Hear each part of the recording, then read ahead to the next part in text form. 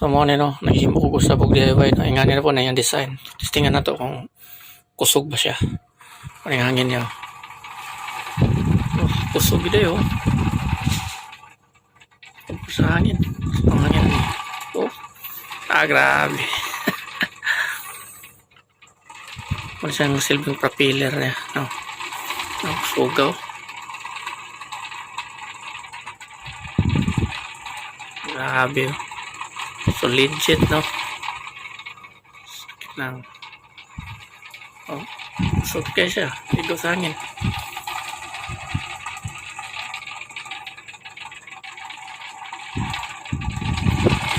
Oh, grabe. Naku, nanapugin na yung discovery. So silbi niya siyang propeller. So kinitaan ako ni Pagin sa ako ni siya pagkuhan. No? Oh, legit kayo. Sugaw. So muna siyang propeller niya. So batangan ako niya sa dagi. Gumawa ng helicopter. Plano. No? So ginsa mali paghimo ni. So ganyan ni paghimo no.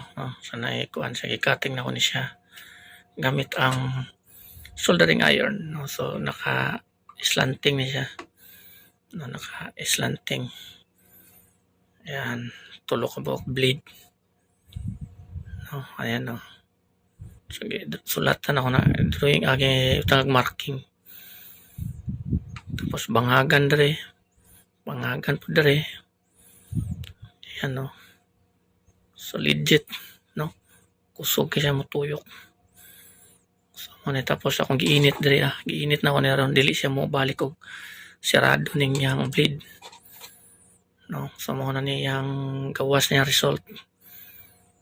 No, so testingan na to sa testingan na to nga tagangin. Ano, hinay paging hangin.